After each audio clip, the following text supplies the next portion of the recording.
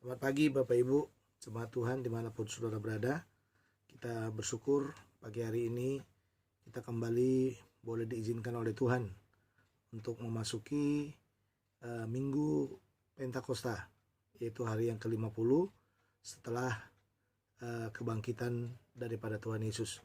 Nah, kita tahu bahwa pada intinya dikatakan bahwa hari Pentakosta ini menjadi hari yang penting karena ini adalah berkaitan dengan semua janji Tuhan yang dinyatakan sebelum kenaikannya ke surga dalam Kisah Rasul 1 ayat 8 ya. Dikatakan di sana kamu akan menerima kuasa kalau Roh Kudus turun ke atas kamu. Jadi sampai Tuhan Yesus naik ke surga, Roh Kudus belum turun ke atas para murid itu ya. Dan kita harus tahu bahwa memang Roh Kudus harus turun ya, mengingat Yesus sudah terangkat ke surga. Dan mengingat juga semua janji-janji Tuhan yang dikatakan dalam Injil Yohanes ya, baik dalam pasal 14, pasal 16 ya, tentang hadirnya Roh Kudus ya, hadirnya Roh Kudus. Jadi intinya Roh Kudus itu sekarang setelah Yesus naik ke surga itu, Roh Kudus itulah yang menjadi atau Roh Kudus itulah yang menjadi inti dari semua peran dari Allah Tritunggal di tengah-tengah dunia ini, yang sangat berperan untuk mengembangkan pelayanan demi pelayanan umat yang nanti kita sebut di hari Pentakosta ini juga, yang kita sebut dengan pelayanan dengan kuasa yang daripada Roh Kudus ya.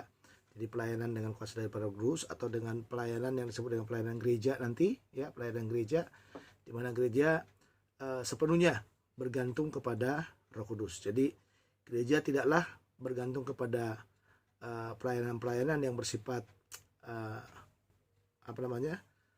seremonial ya, seremonial, pelayanan yang harus bergantung kepada Taurat, atau pelayanan yang tergantung kepada pelayanan-pelayanan yang disebut dengan pelayanan-pelayanan yang dilakukan seperti imam-imam dalam perjanjian lama itu. Tapi pelayanan gereja adalah pelayanan yang lebih luas lagi ya, yang lebih luas lagi, yang nanti disebutkan dalam tema kita itu adalah pelayanan yang berkaitan dengan pelayanan Roh Kudus, atau pelayanan bersaksi, pelayanan menceritakan perbuatan-perbuatan daripada Tuhan Yesus. Baik, saya harap saudara sehat, sudah memuji Tuhan ya, sudah mengikuti liturgi yang saya kirimkan, dan sekarang marilah kita siapkan hati kita untuk mendengarkan firman ini lebih luas lagi. Bapa dalam surga, kami datang kepadamu, kami siapkan hati kami untuk mendengarkan firman-Mu. Berbicara dengan pertolongan daripada Roh Kudus, dan biarlah damai sejahtera dari Allah kiranya melingkupi hati dan pikiran kami, sehingga pada waktu kami membaca firman-Mu, mendengarkan penjabarannya, kami menangkap kebenaran demi kebenaran Tuhan di dalamnya. Berbicara kepada kami semuanya, karena kami adalah hamba-Mu. Di dalam Kristus Tuhan kami sudah berdoa. Amin. Baik, mari kita buka Alkitab kita dari Kisah Rasul 2 ayat 1 sampai dengan 13 ya. Sebenarnya sampai dengan ayat 21 ya, ayat 21 ya, tapi kita baca ayat 1 sampai dengan ayat 13 saja. Demikian firman Tuhan. Ketika tiba hari Pentakosta, semua orang percaya berkumpul di satu tempat. Tiba-tiba turunlah dari langit suatu bunyi seperti tiupan angin keras yang memenuhi seluruh rumah di mana mereka duduk. Dan tampaklah kepada mereka lidah-lidah seperti nyala api yang bertebaran dan hinggap pada mereka masing-masing. Maka penuhlah mereka dengan Roh Kudus. Lalu mereka mulai berkata-kata dalam bahasa lain seperti yang diberikan oleh Roh itu kepada mereka untuk mengatakannya. Ayat yang kelima. Waktu itu di Yerusalem diam orang-orang Yahudi yang saleh dari segala bangsa di bawah kolong langit. Ketika turun bunyi itu, berkerumunlah orang banyak. Mereka bingung karena mereka masing-masing mendengar rasul-rasul itu berkata-kata dalam bahasa mereka sendiri. Mereka semua tercengang-cengang dan heran, lalu berkata, bukankah mereka semua yang berkata-kata itu orang Galilea? Bagaimana mungkin kita masing-masing mendengar mereka berkata-kata dalam bahasa kita sendiri, yaitu bahasa yang kita pakai di negeri asal kita. Kita orang Partia, Media, Elam, penduduk Mesopotamia, Yudea, Kapadokia, Pontus dan Asia, Frigia dan Pamfilia, Mesir dan daerah-daerah Libya yang berdekatan dengan Kirene, pendatang-pendatang dari Roma, baik orang Yahudi maupun penganut agama Yahudi, orang Kreta dan orang Arab. Kita mendengar mereka berkata-kata dalam bahasa kita sendiri tentang perbuatan-perbuatan besar yang dilakukan Allah. Mereka semuanya tercengang-cengang dan sangat termangu-mangu sambil berkata seorang kepada yang lain. Apakah artinya ini? Tetapi orang lain menyindir mereka sedang mabuk oleh anggur manis. Sampai di sini pembacaan firman Tuhan. Yang berbahagia adalah mereka yang membaca, merenungkan, dan melakukan kebenaran firman Tuhan dalam hidup mereka. Saudara, tema kita adalah diperlengkapi dengan Roh Kudus untuk bersaksi di tengah dunia. Sekali lagi, diperlengkapi dengan Roh Kudus untuk bersaksi di tengah dunia. Jadi kita harus ingat baik-baik ya, peralihannya adalah Yesus naik ke sorga, sekarang murid-murid sendiri ya, dan sesuai dengan perjanjian daripada Tuhan, nubuatan dalam Yohanes pasal 14 dan juga Yohanes pasal 16 dikatakan bahwa kalau Yesus sudah tidak lagi bersama dengan mereka, dia akan mengirimkan yang namanya penolong ya. Jadi penolong atau yang kita sebut dengan Roh Kudus. Dan kita tahu persis bahwa peran dari penolong ini adalah peran yang sangat penting ya, peran daripada yang sangat penting, karena dalam semua tafsiran-tafsiran daripada para penafsir, gerakan murni daripada gereja ya, gerakan murni daripada gereja atau yang disebut dengan gerakan segala bangsa yang dipautkan dalam gereja itu ya, itu ditentukan dari hadirnya Roh Kudus memenuhi gereja dan bergerak ke seluruh bumi. Nah, atau catatan lain yang mau kita lihat bahwa Pentakosta ini adalah langkah awal ya, langkah awal untuk memenuhi semua pesan amanat agung daripada Tuhan Yesus. Dan ingat baik-baik, amanat agung daripada Tuhan Yesus baik di dalam Injil Matius, Markus, Lukas, dan Yohanes, semua catatannya adalah bicara bagaimana kita bersaksi. Nah, itu inti utamanya saudara. Jadi Roh Kudus amanat agung itu atau pesan terakhir daripada Tuhan Yesus itu, inti utamanya adalah bagaimana kita bersaksi, bagaimana kita berbicara kepada dunia ini, dan bagaimana kita menyampaikan pesan-pesan Tuhan kepada mereka yang belum percaya kepadanya. Atau bagaimana kita berdiri sebagai orang percaya, yang kalau kita kaitkan dalam Kisah Para Rasul 1 ayat 8, bagaimana kita berdiri sebagai orang percaya yang penuh dengan kuasa. Ya, karena dikatakan di sana di dalam Kisah Rasul 1 ayat 8, tetapi kamu akan menerima kuasa kalau Roh Kudus turun ke atasmu, dan kamu akan menjadi apa? Menjadi saksiku. Jadi terima kuasa lalu akan bergerak menjadi saksi. Nah, jadi hidupnya kita penuh dengan kuasa itu akan ditentukan dari apa? Dari kesaksian kita. Jadi dalam arti begini, kita menerima kuasa daripada Roh Kudus, lalu kita duduk diam, kita tidak bergerak sesuai dengan gerakan yang dibuat oleh Roh Kudus, kemana kita harus pergi, kita tidak melakukannya. Itu sama saja saudara ya, sama saja dengan orang-orang yang sebenarnya tidak memfungsikan kuasa itu. Jadi sebenarnya Pentakosta inilah titik awal di mana kita memerankan atau berjalan di dalam apa? Di dalam kuasa yang Tuhan berikan kepada kita. Berjalan dalam kuasa, melayani dengan kuasa, dan melakukan apapun dengan kuasa, yang nanti intinya dari kuasa itu adalah tidak lain, fokusnya adalah bersaksi. Nah, itu maksudnya saya rasa, sehingga dikatakan diperlengkapi dengan Roh Kudus untuk bersaksi di tengah dunia. Nah, kata Pentakosta memang bukanlah kata yang asing, ya, bukanlah kata yang asing bagi kita. Kenapa? Karena istilah Pentakosta ini ternyata sudah digunakan dari Perjanjian Lama. Ya, dikatakan ternyata di dalam Perjanjian Lama itu umat Israel juga, umat Israel kuno atau umat Israel di masa yang lalu sudah merayakan yang disebut dengan hari raya Pentakosta itu. Jadi kita melihat di sini bahwa dalam dalam Perjanjian Lama itu pada hari yang ke-50 dikatakan bahwa umat Israel sudah merayakan ini. Mengingat apa? Mengingat Pesah. Ya, Pesah itu keluarnya bangsa Israel dari perbudakan.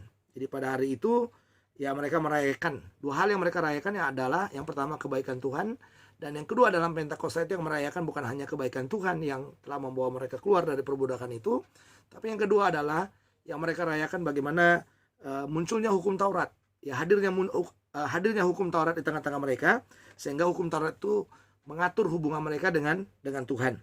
Nah, kalau kita melihat dalam Pentakosta dalam Perjanjian Baru, sekali lagi saya katakan ini adalah bicara tentang Roh Kudus tercurah kepada para murid Yesus, ya, yang dikatakan tadi di dalam ayat 1 itu yang sedang berkumpul di Yerusalem, ya, di satu tempat dikatakan sana, yang nanti kalau kita melihat setelah mereka dipenuhi dengan Roh Kudus itu, Roh Kudus itu mengaruniakan kepada mereka apa? Hidup baru. Jadi dalam arti pada waktu kebangkitan atau kematian Yesus bangkit, murid-murid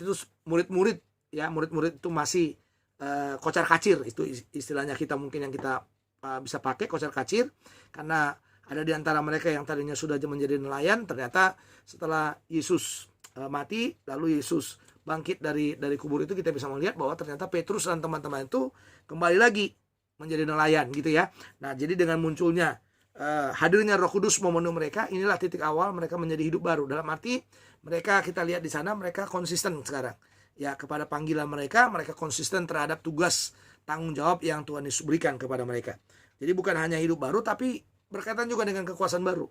Nanti kalau sudah melihat dari mulai mereka dipenuhi dengan Roh Kudus dan seterusnya, pasal 2, pasal 3, dan sampai seluruh kisah para rasul itu, kita bisa melihat murid-murid yang sederhana, para rasul yang sederhana itu dipakai oleh Tuhan dengan luar biasa. Dengan apa? Dengan gerakan Roh Kudus. Ya, jadi setelah mereka dipenuhi dengan Roh Kudus itu, ya pada hari Pentakosta itu, mereka bergerak ke rute yang sudah dinyatakan dalam Kisah Rasul pasal 1 ayat 8. Kamu akan menjadi saksiku, yang dikatakan di Yerusalem, Judea, Samaria, sampai kepada ujung bumi. Ya, sekalipun nanti di ujung bumi itu kita bisa melihat bahwa Tuhan memanggil Paulus yang tidak termasuk dalam hitungan ya dari 12 rasul itu, tidak termasuk dalam hitungan itu, tapi Tuhan memanggil dia secara spesial, secara khusus untuk mewujudkan pelayanan yang disebut dengan pelayanan ke ujung-ujung bumi itu.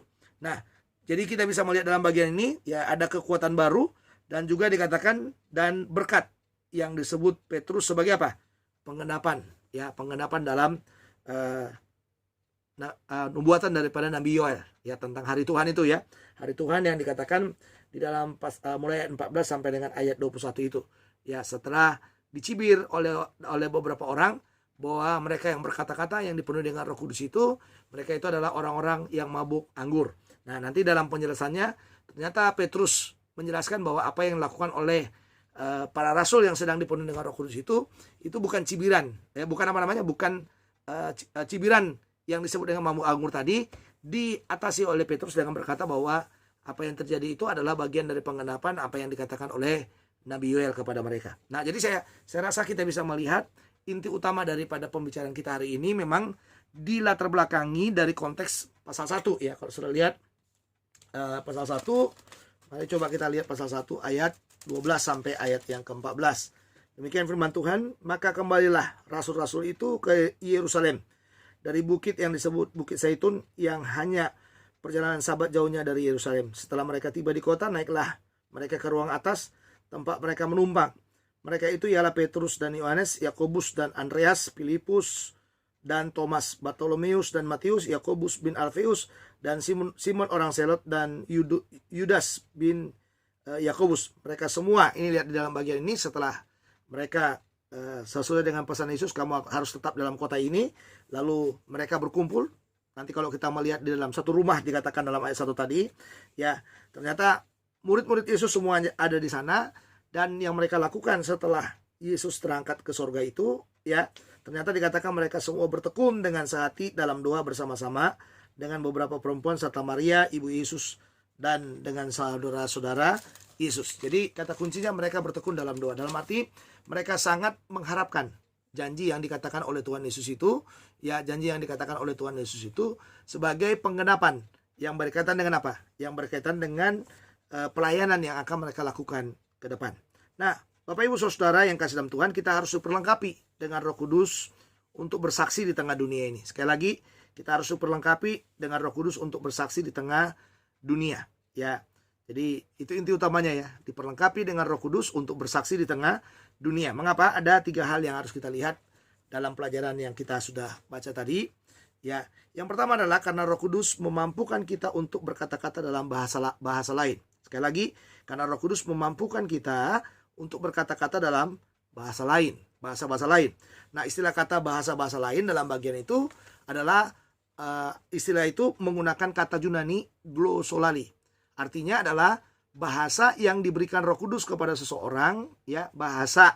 Jadi bahasa itu adalah bahasa satu bangsa, ya, bahasa satu bangsa yang diberikan oleh Roh Kudus kepada seseorang untuk menyampaikan, ya, pesan-pesan Tuhan, ya, maksud-maksud Tuhan kepada orang-orang atau kepada bangsa-bangsa yang mendengarkannya. Jadi kata kuncinya dikatakan glosolali ini, ya ini kita bisa dapatkan dengan satu kata yang dikatakan dalam ayat yang kedua itu, maka penuhlah mereka dengan Roh Kudus. Jadi mereka berkumpul dalam satu rumah, ya banyak penafsir berkata berkumpulnya mereka adalah karena ketakutan dan lain sebagainya. Ya ketakutan dan lain sebagainya. Tapi saya sedikit agak berbeda mungkin dengan para penafsir Alkitab ini. Istilah takut mungkin sudah tidak lagi. Karena apa? Karena bagi saya secara pribadi yang disebut takut itu adalah pada waktu Yesus mati. Dan pada waktu Yesus belum bertemu setelah bangkit dari sorga. Setelah bangkit dari kubur ya. Bukan dari sorga ya. Setelah bangkit dari kubur, kita bisa melihat bahwa Yesus itu belum bertemu dengan mereka. Jadi makanya 40 hari setelah kebangkitan itu, sebenarnya itu yang dilakukan oleh Yesus, menguatkan mereka yang sedang ketakutan itu ya. Dan sebenarnya setelah kenaikan itu sudah, bagi saya secara pribadi auranya sudah berbeda. Karena kalau sudah melihat di dalam tadi latar belakangnya itu ya, dalam Kisah Rasul 1 ayat 12 sampai 14 itu sebenarnya mereka tidak dalam ketakutan karena dikatakan mereka bertekun dalam doa. Jadi mereka sebenarnya menantikan apa yang dikatakan oleh Yesus. Yesus yang mengatakan kamu gak boleh pergi dari kota ini. Sampai nanti dikatakan roh penolong itu, Roh Kudus itu diberikan oleh Yesus, ada pencurahan Roh Kudus itu, barulah mereka diizinkan untuk pergi ya, untuk meninggalkan kota itu kepada apa?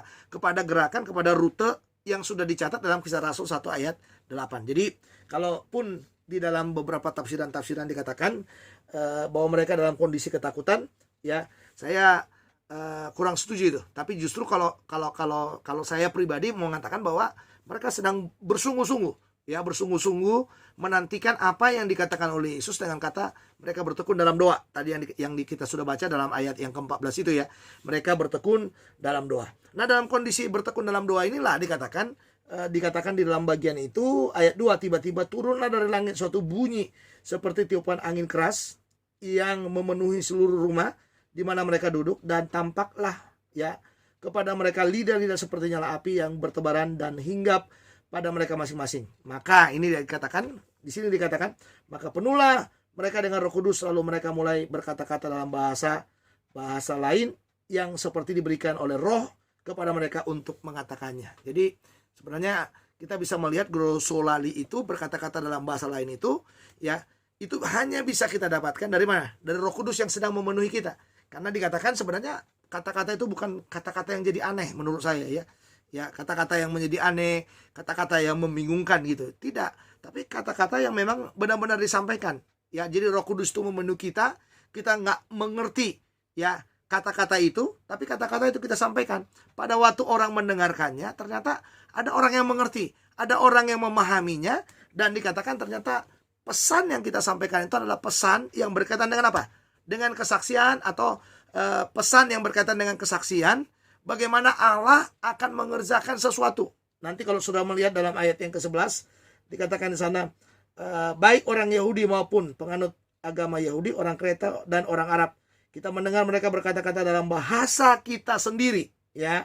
Bahasa kita sendiri tentang perbuatan-perbuatan besar yang dilakukan Allah. Jadi banyak bangsa-bangsa yang berkumpul di situ ya. Para rasul tidak memahaminya, para rasul tidak mengerti kata-kata itu, tapi kata-kata itu diberikan oleh Roh Kudus. Inti utamanya adalah kesaksian tentang perbuatan-perbuatan besar yang dilakukan Allah di dalam siapa? Di dalam Yesus. Nah, perbuatan-perbuatan besar yang dilakukan Allah dalam Yesus itu, itulah yang nanti disampaikan oleh Petrus dalam khotbahnya pertama dalam ayat 22 sampai dengan ayat yang ke-40 itu, bahwa inti dari semua perbuatan-perbuatan Allah itu adalah Yesus Kristus.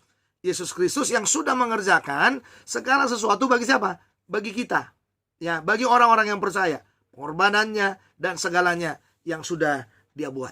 Jadi bisa kita lihat dalam bagian ini saudara bahwa inti utama dari pokok berpikir kita harus diperlengkapi dengan Roh Kudus untuk bersaksi di tengah dunia ini. Mengapa? Yang pertama adalah karena Roh Kudus dikatakan memampukan kita untuk berkata-kata dalam bahasa lain. Ya, jadi intinya berkata-kata dalam bahasa lain itu dikatakan penuh dengan Roh Kudus. Penuh dengan Roh Kudus Tuhan berikan glosolali. Ya, itu nanti yang dikatakan, nanti bisa saudara baca dalam Markus pasal 16 ayat 17. Ya, Markus 16 ayat 17, tanda-tanda ini menyertai orang percaya. Salah satu tanda-tanda yang menyertai kita adalah kita akan berkata-kata dalam bahasa yang lain, bahasa asing. bahasa yang kita tidak mengerti, tapi waktu kita membicarakannya, waktu kita menyampaikannya, ya orang-orang yang mendengarkan kesaksian itu, mereka mengerti apa yang menjadi apa?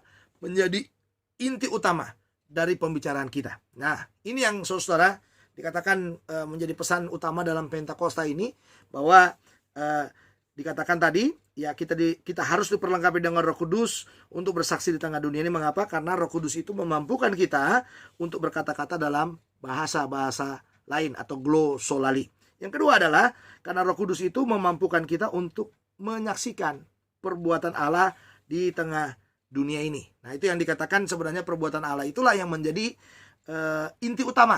Ya, inti utama dari apa? Dari Pentakosta itu. Ya, dan memang kalau sudah melihat dalam ayat yang kelima, ya dijelaskan di sana, waktu itu di Yerusalem diam orang-orang Yahudi yang saleh dari segala bangsa di bawah kolong langit. Ternyata mereka tadi berglosolali juga, berkata-kata juga untuk dikatakan ini tentang orang-orang saleh, orang-orang Yahudi yang saleh yang berkumpul ini. Mereka menyampaikan perbuatan Allah, ya apa yang sudah dilakukan oleh Allah di tengah dunia ini. Lalu nanti kalau sudah lihat ayat yang ke-6, ketika turun bunyi itu berkerumunlah orang banyak. Ya, ternyata bunyi itu bukan hanya bunyi yang seperti biasa-biasa seperti itu mungkin sangat keras sekali, karena mereka dalam satu rumah, ya ternyata mereka mungkin datang ke sana dan berkata apa yang sedang terjadi kepada mereka, ya apa yang sedang terjadi kepada para rasul. Nah, ternyata dikatakan mereka bingung karena mereka masing-masing mendengar rasul-rasul itu berkata-kata dalam bahasa mereka sendiri. Nah, ini saudara, berkata-kata dalam bahasa mereka sendiri, tapi inti yang dibicarakan, inti yang dikatakan, inti yang disaksikan adalah berkaitan tentang perbuatan Allah di tengah dunia ini. Jadi tidak ada yang lain. Jadi istilahnya begini, mereka berbicara dalam bahasa-bahasa lain bagi mereka itu bukan untuk sebuah pameran, bukan untuk sebuah kehebatan, tapi ada sesuatu pesan Allah yang harus didengar, yang harus diingat, yang harus diyakinkan, ya, oleh mereka yang mendengarkan perbuatan-perbuatan tentang perbuatan-perbuatan Allah itu. Mereka harus mendengarkannya dan mereka harus hidup di dalamnya. Nah, ini nanti yang kita bisa melihat bahwa inilah inti dari semua pembicaraan yang disampaikan di dalam apa? Di dalam hari Pentakosta itu. Ya, ini yang disaksikan. Yang disaksikan itu tidak lain adalah perbuatan-perbuatan Allah, ya. Perbuatan-perbuatan Allah. Perbuatan-perbuatan besar yang telah dilakukan Allah. Dan perbuatan besar itu adalah keselamatan kita, keselamatan bangsa-bangsa, keselamatan orang pilihan, keselamatan orang banyak, ya, keselamatan orang banyak. Mereka perlu mendengarkan tentang Yesus. Mereka perlu mendengarkan tentang perbuatan Allah yang besar itu, tentang keselamatan mereka, tentang karya keselamatan, tentang bagaimana mereka harus bertobat dan bagaimana mereka harus mendengarkan, ya, mendengarkan berita keselamatan, ya, berita keselamatan yang menjadi bagian yang sungguh-sungguh menjadi inti dari perbuatan-perbuatan Allah yang besar itu. Jadi, saudara, mari kita melihat ini dari perspektif yang sangat, Pentakosta itu dari perspektif yang sangat luas. Jadi jangan kita kecilkan, ya, Pentakosta itu seolah-olah itu hanya sebagai bagian dari apa namanya? Dari penantian kita untuk kita diberikan second blessing, berkat yang kedua, ya. Bagaimana kita berbahasa roh dan lain sebagainya. Bukan itu sebenarnya yang dicatat di dalam Pentakosta. Inti utama Pentakosta tidak boleh dipersempit, ya. Itu hanya bicara tentang satu karunia yang begitu banyak dalam karunia-karunia supranatural itu. Bukan itu inti utamanya. Inti utamanya adalah kita bisa melihat bahwa murid-murid, orang-orang, ya, para rasul yang sederhana, yang tidak memiliki kemampuan apa-apa, ketika mereka dipenuhi dengan Roh Kudus, mereka, tadi yang poin yang pertama, mereka dimampukan berbahasa bahasa lain, mereka diberikan glosolali. Dan isi dari glosolali itu adalah berita tentang perbuatan-perbuatan besar yang telah dilakukan oleh Allah. Jadi saya sangat suka sekali berkata kepada kita apa yang dikatakan oleh teks itu. Mari kita nikmati teks itu apa adanya. Jadi jangan kita persempit, ya. Kita persempit dari sudut pemahaman yang sempit juga. Tapi kita harus melihat apa yang dikatakan oleh kebenaran firman Allah itu dari perspektif yang sangat luas sekali. Dari perspektif inti yang dimaksudkan. Dan inti yang dimaksudkan tentang Pentakosta itu adalah kita menyaksikan perbuatan-perbuatan Allah yang besar kepada banyak orang. Jadi bukan inti sekedar kita bisa berbahasa roh, tidak saudara. Tapi bukan itu intinya. Inti utamanya adalah bagaimana bersaksi, bagaimana cerita tentang perbuatan-perbuatan Allah yang besar itu. Dan perbuatan-perbuatan Allah yang besar itu adalah bicara bagaimana kita menyampaikan pesan Allah kepada banyak orang, kepada orang-orang yang ada di sekitar kita. Nah, jadi ini yang harus kita ingat. Ya, saya melihat saudara dalam gerakan-gerakan dari pergerakan dari gereja itu ya. Ya, kalau sudah berkaitan dengan glosolali itu dipersempit dan ini menjadi doktrin untuk saling menghakimi satu dengan yang lain. Ya, padahal kalau sudah melihat doktrin glosolali itu bukan sempit tapi luas. Kenapa? Dengan glosolali itu kita benar-benar mendapatkan ya kemampuan untuk berkata-kata.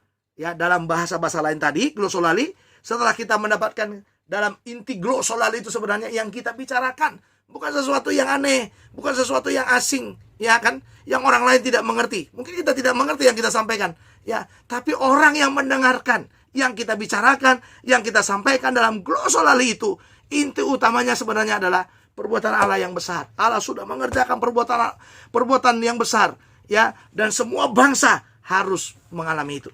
Nah, ini saudara, saya berharap kita jemaat-jemaat Tuhan, jemaat-jemaat yang ada dalam dalam pelayanan POK Anugerah ini, kita belajar saudara, ya, bahwa kita tidak melihat doktrin glosolali ini dari sudut kacamata yang sangat sempit sekali, tapi kita harus melihat ini dari sudut yang sangat luas.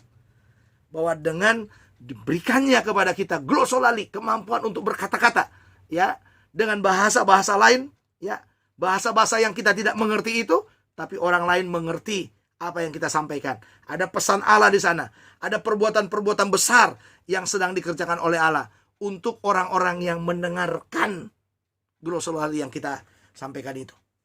Ya, yang ketiga, saudara, kita harus diperlengkapi dengan Roh Kudus untuk bersaksi di tengah dunia ini. Mengapa? Yang pertama tadi, karena Roh Kudus memampukan kita untuk berkata-kata dalam bahasa lain. Yang kedua adalah karena Roh Kudus memampukan kita untuk menyaksikan perbuatan Allah di tengah dunia.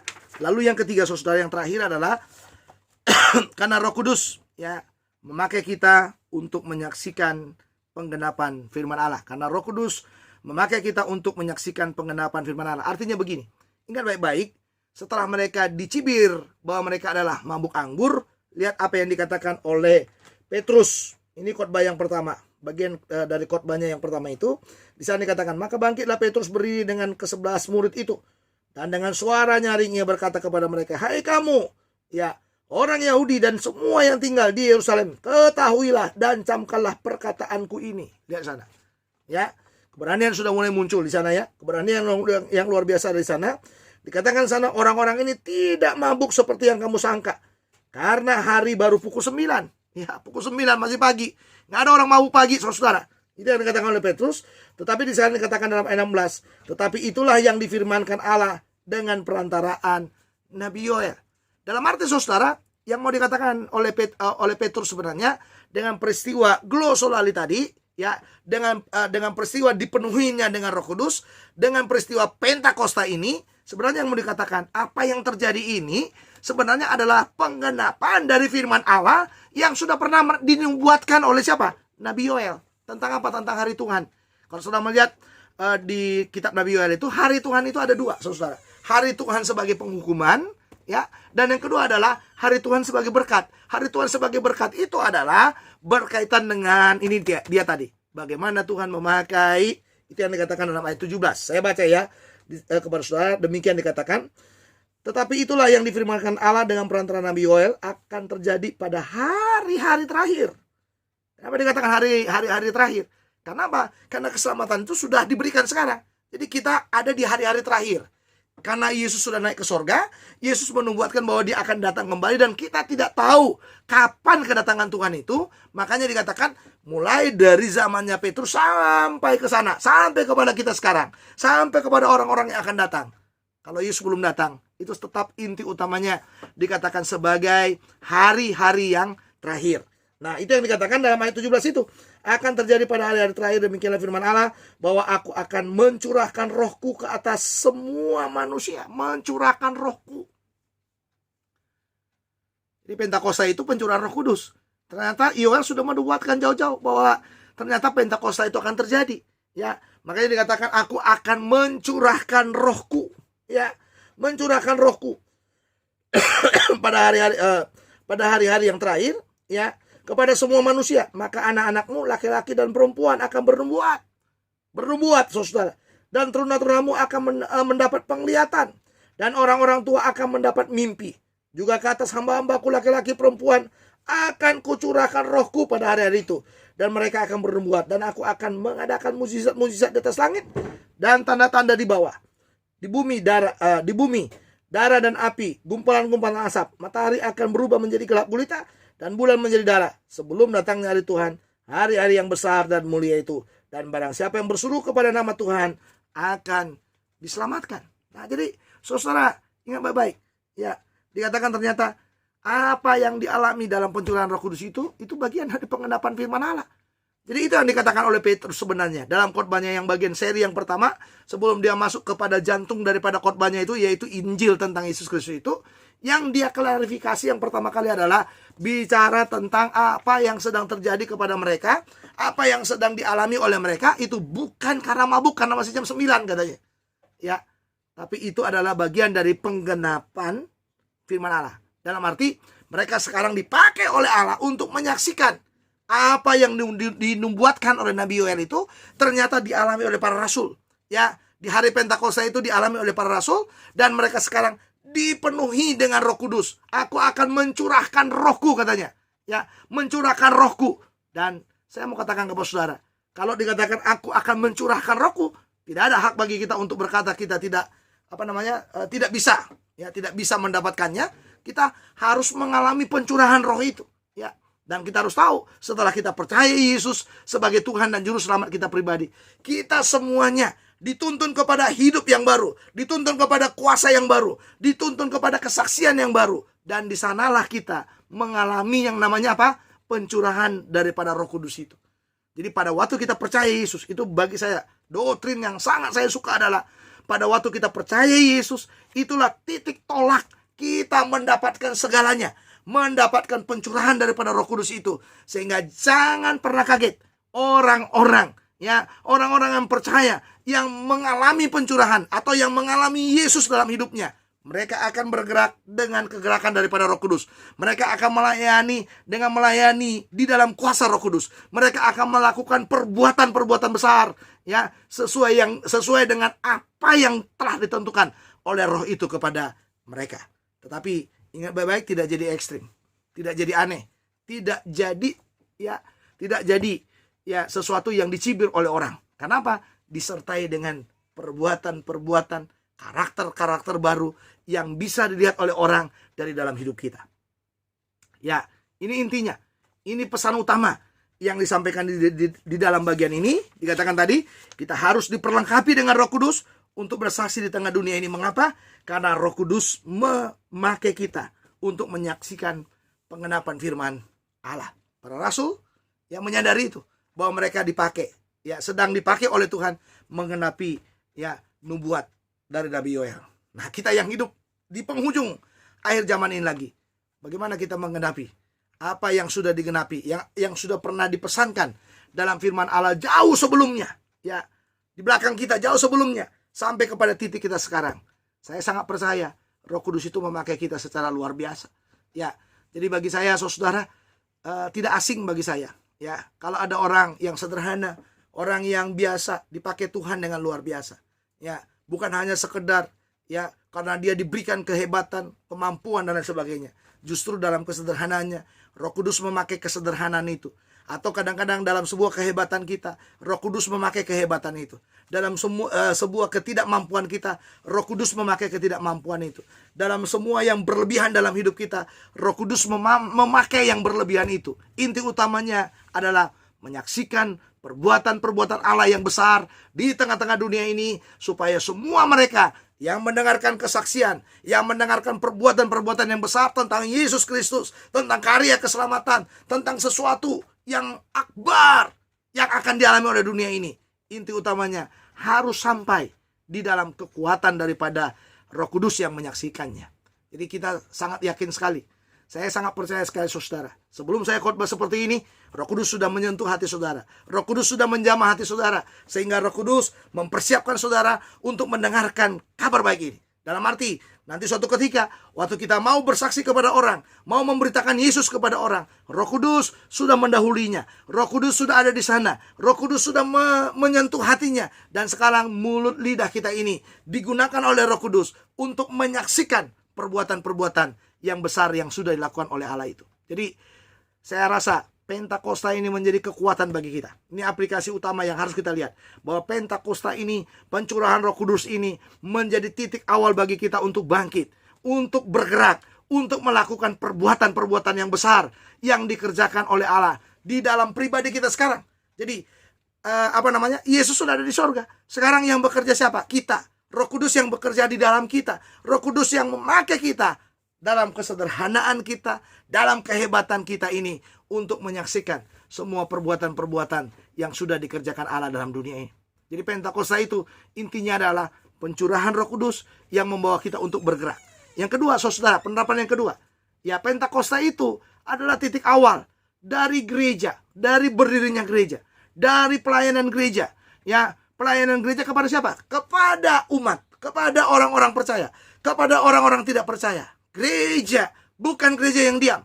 Gereja bukan gereja yang hidup seperti itu saja.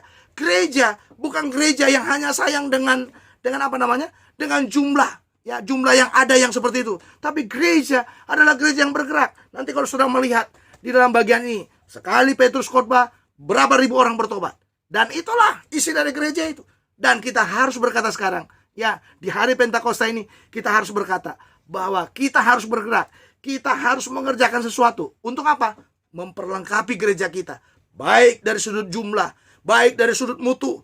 Ya, mutu pelayanan kita dengan hadirnya Roh Kudus, dengan adanya Pentakosta, dengan adanya pencurahan Roh Kudus. Mutu pelayanan kita juga harus semakin meningkat. Mutu pelayanan kita harus semakin meningkat. Mutu kehidupan rohani kita sebagai umat, sebagai pelayan Tuhan harus lebih tajam lagi. Karena apa? Karena ada Roh Kudus yang memenuhi kita. Jadi gereja itu harus menjadi gereja yang kuat, gereja yang hebat, gereja yang mengerjakan perbuatan-perbuatan Allah yang besar, gereja yang tidak diam, ya kan? Gereja yang tidak hanya melakukan sekedar ibadah, tapi pelayanannya harus kepada pelayanan marturia, pelayanan persekutuan, pelayanan diakonia, dan juga satu lagi yang sekarang ditambahkan adalah didaskalia.